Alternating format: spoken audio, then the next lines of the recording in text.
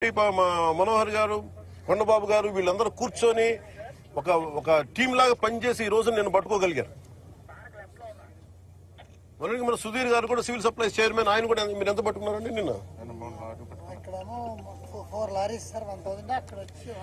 ఇప్పుడు ఇది సమస్య ఎక్కడుందంటే, first public distribution system rice నిజంగా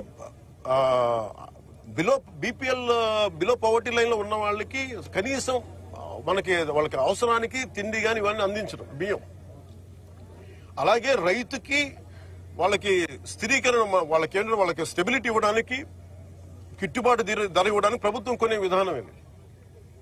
దీనిని దాదాపు 43 రూపాయలు ఖర్చు అవుతుంది, 43 రూపాయల 50 పైసలు ఖర్చు అవుతుంది ఒక్కొక్క కిలోకి.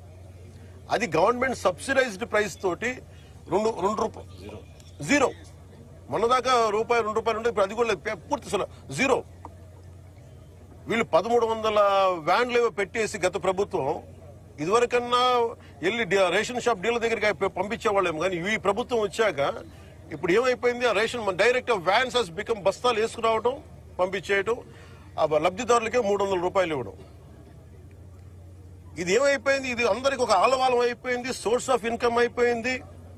కొన్ని వేల కోట్లు దీని నుంచి వెళ్ళిపోతా ఉన్నాయి. దారుణంగా ఆఫ్రికా దేశాల్లో దీన్ని 70 రూపాయలకు అమ్ముతారు.